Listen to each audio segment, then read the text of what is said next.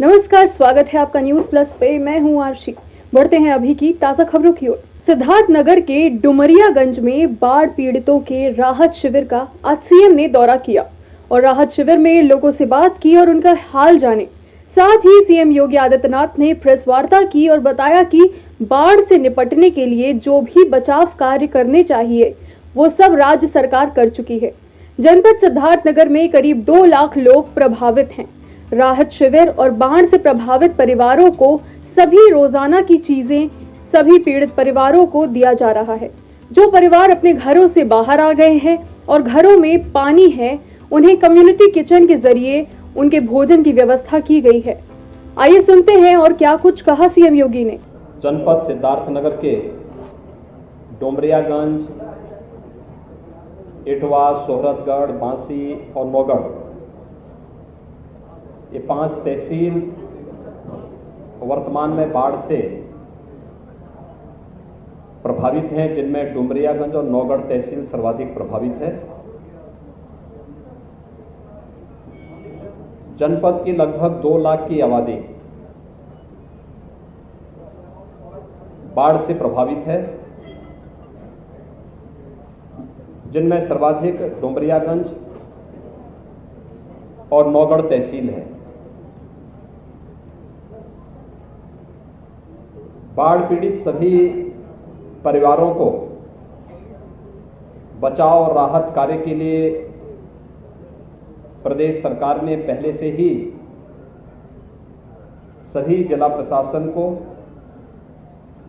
आवश्यक निर्देश जारी किए थे। बाढ़ बचाव के लिए, क्योंकि जनपद सिद्धार्थनगर में राप्ती, बूढ़ी नाप राप्ती, कूड़ा नदी और अन्य नदियां हैं, जिनके कारण यहाँ पर हर वर्ष बाढ़ आती है। तो बाढ़ बचाव से संबंधित जितने भी कार्य होने थे, उन सभी 11 कार्यों को पूरा करते हुए समयबद्ध ढंग से उसको आगे बढ़ाने का प्रयास भी किया। लेकिन पिछले 12-15 दिनों से लगातार बारिश के कारण और नेपाल से सटे होने के कारण और नेपाल में भी भारी बरसात के कारण राप्ती नदी खतरे के निशान से लगभग 1.5 से 2 मीटर ऊपर बह रही है। ऐसे ही बूढ़ी राप्ती, कूड़ा नदी और भी अन्य जो भी छोटी बड़ी नदियां हैं, उन सब में जलस्तर खतरे के निशान से ऊपर होने के कारण एक बड़ी आबादी इस बाढ़ की चपेट में आई है। प्रदेश सरकार ने पहले से इस चीज को सुनिश्चित किया कि पीड़ित परिवारों को समय से बचाव और राहत कार्य के लिए हम लोग व्यवस्था करें। एनडीआरएफ, पीएससी फ्लड यूनिट और एसडीआरएफ की यूनिट हर जनपद में, प्रभावित जनपदों में पहले से तैनात की गई हैं, जो बचाव और राहत कार्यों में अपना योगदान दे रही हैं। जनपद के अंदर, सोहरतगढ़ जनपद के अंदर लगभग 75 से 80 हजार की आबादी डुमरियागंज जनपद में, डुमरियागंज तहसील में, और इतनी ही आबादी नौगढ़ तहसील में बाढ़ से प्रभावित है।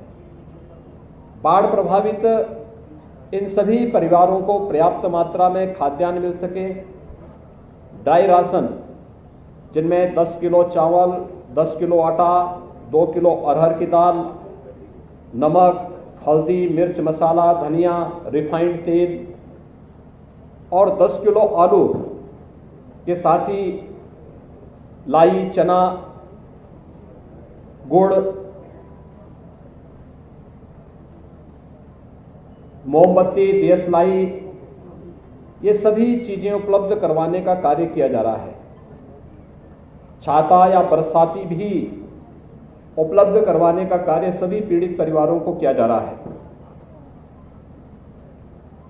बाढ़ बचाव के साथ ही जहां पर लोग अपने घरों से बाहर आ चुके हैं, घरों में पानी आ गया है, उन सब पीड़ित परिवारों को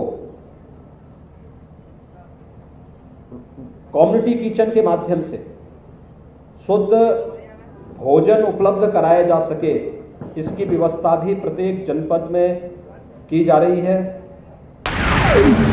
उत्तर प्रदेश के बेसिक शिक्षा मंत्री सतीश द्विवेदी ने नई प्राथमिक शिक्षा भर्ती को लेकर कहा कि जो जनपद स्वास्थ्य और शिक्षा के मामले में पिछड़े हैं, वहां सुविधाओं को बेहतर बनाया जा रहा है और विकास अधिकारी, शिक्षक और चिकित्सकों की कमी को पूरा किया जा रहा है। और उन्होंने कहा कि उनके विभाग यानी कि शिक्षकों के मामले में उनकी ये घोषणा है कि 69,000 शिक्षक भर्ती के बाद हम छात्र शिक्षक अनुपात बनाने में सफल रहे हैं।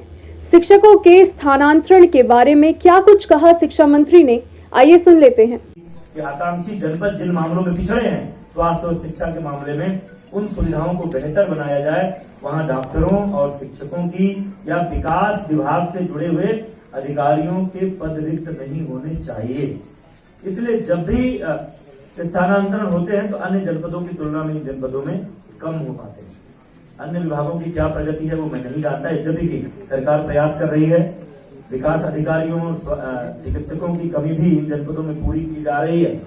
लेकिन अपने विभाग के बारे में मैं आज, आप इसको सोचना समझ लीजिए, घोषणा समझ लीजिए, जो भी समझ लीजिए, मैं आज आपके बीच घोषित कर रहा हूं, पूरे प्रदेश के सभी 8 आकांक्षी जनपदों के सम्मानित शिक्षक ये जान लें, उनके लिए जानकारी भी हो सकती है कि 69,000 शिक्षक भर्ती के बाद इस तर्क के आधार पर कि अब हम आदर्श छात्र शिक्षक अनुपात के नजदीक पहुंच गए हैं।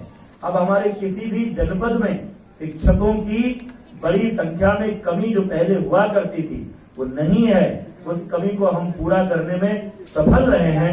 इसलिए भविष्य में जो भी अंतर जनपदीय स्थानांतरण होंगे उसमें आकांक्षी जनपदों पर कोई प्रतिबंध नहीं रहेगा। इंडियन मेडिकल एसोसिएशन कानपुर के अध्यक्ष डॉक्टर नीलम मिश्रा ने बताया कि 5 सितंबर से 12 सितंबर तक IMA कानपुर सब फैकल्टी का 38वां वार्षिक रिफ्रेशर कोर्स ऑनलाइन माध्यम से आयोजित किया जा रहा है।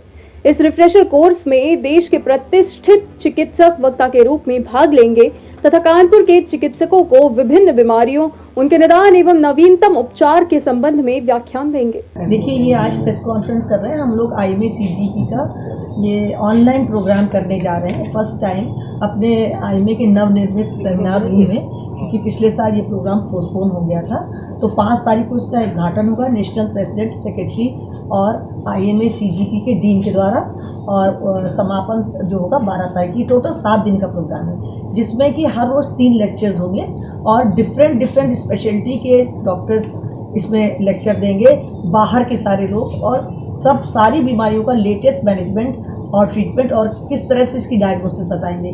क्योंकि ये प्रोग्राम रिफ्रेशर कोर्स जो है जनरल प्रैक्टिशनर्स के लिए, तो इसमें बहुत सरल भाषा में, जो क्योंकि उन लोगों के पास इतना अप्रोच करने का और कॉन्फ्रेंसेस अटेंड करने का टाइम नहीं होता है और इतने अपडेट नहीं होते, तो उनको लेटेस्ट टेक्नोलॉजी से अवगत कराया जाएगा। इसमें सारे मुद्दे, हर speciality, medicine, surgery, neuro surgery, psychiatrics, gynaecology, latest drugs, gynaecology में कौन कौन सी ड्रग्स गर्भवती महिला को ना दी जाए, जो कि बहुत से लोग खा लेते हैं फिर कुछ हो जाता है। इस हर स्पेशलिटी, ENT, आई, हर स्पेशलिटी कवर कर रहे हैं। यस, कोविड को लेके बहुत अच्छा इसका लेटेस्ट ट्रीटमेंट और कोविड से एसोसिएटेड जो बीमारियां हो रही, डिप्रेशन, न्यूरोपैथी, मरीजों को हड्डियों में दर्द, आर्थराइटिस, इसके ऊपर पूरा इसके ऊपर एक दिन है। देखिए, एक तो इससे ये लाभ लेगा, मरीजों को पता लग जाएगा कि कोविड हमको है, उसकी डायग्नोसिस।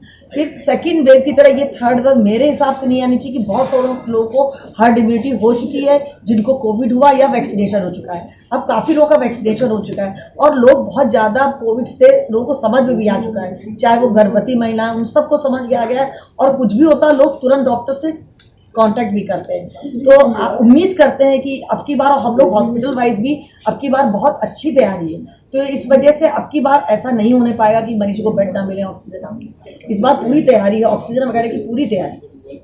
अभी के लिए बस इतना ही, पर लगातार बने रहिए न्यूज प्लस के साथ और सब्सक्राइब कीजिए न्यूज प्लस 24/7। नमस्कार। ताजा तरीन खबरों को जानने के लिए देखते रहिए न्यूज प्लस 24/7 चैनल को सब्सक्राइब करें। अपडेट के लिए बेल आइकन को दबाएं।